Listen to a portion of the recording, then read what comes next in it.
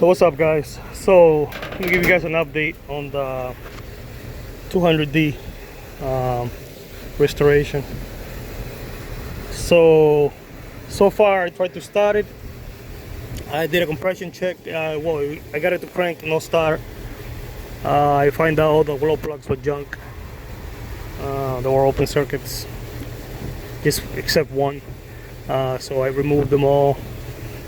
Well, they're still in there, but I removed all the wiring and all that for the glow plugs. I'm gonna make it into the new fast glow plugs upgrade. I'm gonna set them in parallel. I'm gonna have my own relay and a different switch inside the car just to make it more reliable and better to start in the winter. I removed the injectors. I did a compression check of about 300 psi on all of them. Cold, so it's a good indication. Maybe once I get it running, which I was gonna get ready to pull the engine. You know, I was gonna do a valve adjustment before I did the compression, but I just wanted to get a basic reading, kind of like a baseline, see what was going on. So the reason why it's not starting is definitely because of the injectors and possibly the high pressure pump. The injectors are definitely trash. I'll show you in a couple pictures in a few minutes. I'm getting ready to go and rebuild them in the shed, but I have a feeling that the injection pump is pretty destroyed as well, because while cranking it I was getting no pressure at all, like no spraying, no squirting or nothing. I don't know any of those lines except for number 2, but it's not good enough. So you see, I do when I was using the transfer pump to manually prime the system, I was getting a lot of fuel out of the return line that comes from right here. It goes to this line, and that means it was circulating, but that doesn't mean this just the low side of the whole ordeal. So it could just be going from the prime pump to the transfer pump, which is right there, through the filter housing, and then around the injector return rail, which is probably unclogged due to all of them being carboned up and pretty much sealed. And obviously, you know, it's not under pressure, so they're not gonna spray or open. Well, anyways, all those injectors, they're wicked bad. The injection pump, what I'm gonna do is right now I spray this thing down with a simple green. I'm gonna just degrime everything, pressure wash everything, take the injection pump out, take it apart. I know you're not supposed to take it apart, but we'll see what happens. I mean, it's either I can find something wrong with it, like gummed up or something, or bad seals, or I'm gonna need to replace it with a non-good one anyway. So I'm gonna take it apart and see what I can do with it. Found a couple ones online cheap, so no big deal. So pretty much that's where we are right now with it. So I'm just letting the simple green do some work for like an hour. So we got good compression, like I said, when it's cold. So obviously because it hasn't started, so that means that once this thing gets up to running, I got 300, the spec is 285 to 360. I got a good feeling that we're gonna be up in the 300s, so like full range. According to my friend that sold me the car, he got from the previous owner that they rebuilt the engine 3 years prior from me buying it from him. So it doesn't seem to me like they did. I mean, I do have good compression. I'm gonna take the valve cover off, clean it up nice, replace the valve cover gasket, do a valve adjustment, make sure my timing chain is not stretched. I'm gonna just make sure there's a timing mark behind the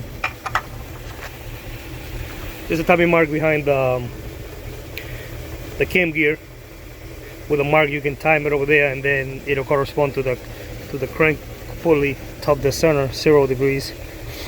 You know, I just want to get an idea of how, you know, if we have any wear, any worn out chain, slack or whatever.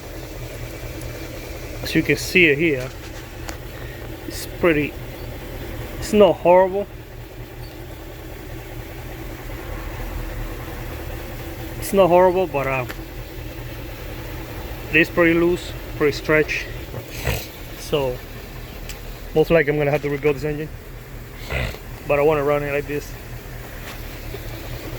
Want to run it first and let the oil tension, the timing chain tensioner, you know, get freed up, get full of oil, and you know, build pressure and see how good it is.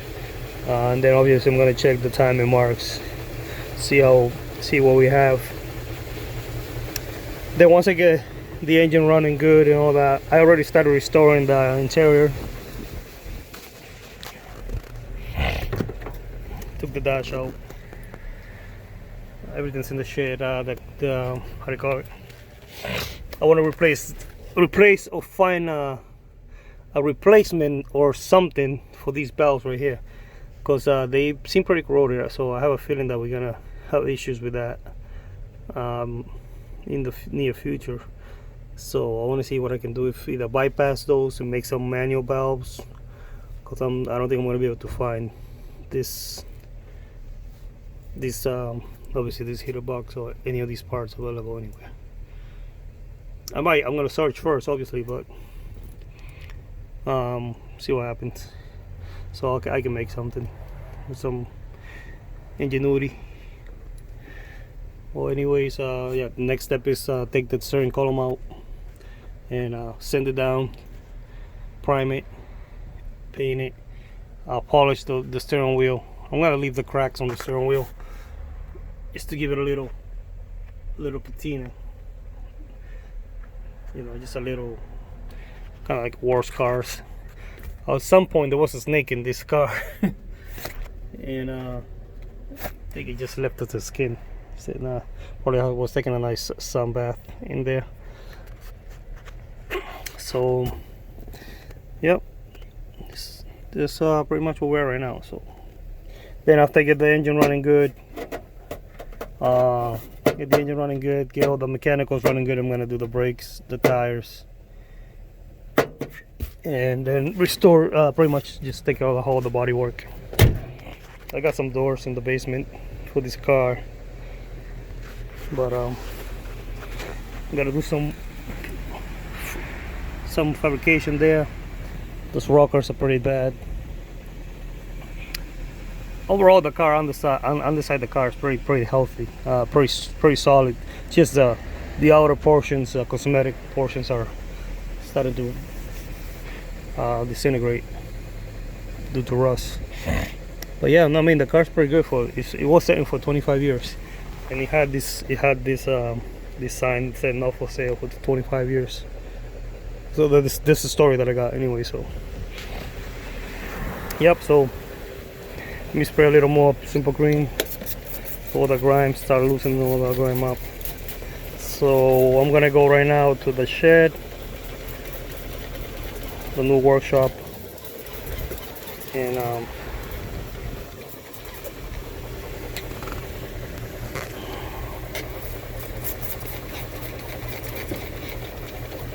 clean the injectors, rebuild them. I got some new, well, I didn't get new nozzles, but I'm gonna clean up the nozzles. See what's gonna happen with this pump. I'm gonna take it out. Then after that, once it starts, and I check the compression again, then I check the timing chain wear, etc. Then we'll see. I'm gonna make the decision if I'm gonna take the motor out and rebuild it, or just run it like it is. If I gotta do any type of clutch, or you know, any type of stuff like that, I'm just gonna take it out and do everything at once. I don't like fucking around. Excuse my language. Because I want to be able to take this car on long trips. I mean, 100 miles, couple 100 miles, car shows and stuff. So I don't want no headaches. I mean, you're always gonna have headaches with all diesels, but you know, it's possible. Least as possible. All right, this is just an update as of right now. So yeah, I got these windshield seals for the front and the back. I got them order already from Rock Auto. The door ones, they seem okay shape still. It's no leakage, but I know that's gonna be a pretty tough job, but I'll deal with that when I start doing the body work. So I think I'm gonna paint the car black. I know a lot of people probably won't agree with it, but the car's for me, not for you guys. So, and you know, it's not a full restoration for car show, for like a, you know, like a home tour car show. It's just for my own pleasure, for my family. It's pretty rusty right there. I'm gonna have to do some welding over there, some nice panel fabrication there, rigidity. Yeah, and that's it. See what we get from it. I think it should be a nice, nice car once it's all said and done. Reason why I'm using simple green is I don't like using the hard, those are hard, harsh chemicals, because a lot of this old rust is very, it's different than new rubber. It's different than new rubber. This rubber will destroy itself really quick in the presence of brake clean and all that stuff. So you gotta be careful, especially with diesel. Any diesel leakage on any of the motor mount rubbers and all that will destroy them really quick. So you gotta be careful. Yeah, so once I get the engine running good, I'll take the engine out. Because I'm gonna have to make all kinds of brake lines, clutch lines, e-brake, clean, do some fabrication over there, and take the booster out, make sure it works. Otherwise, I'm gonna have to retrofit something that works from a newer car. Go to junkyard and find something, just make it, you know, it's mechanical stuff. So we just gotta make it work. I'm a mechanic by trade, so kind of know what I'm doing. I like to think. Yeah, so let's give you guys an update. I'll take some videos of the cleaning of the injectors and I'll post it up so you guys can watch it. Alright, thank you.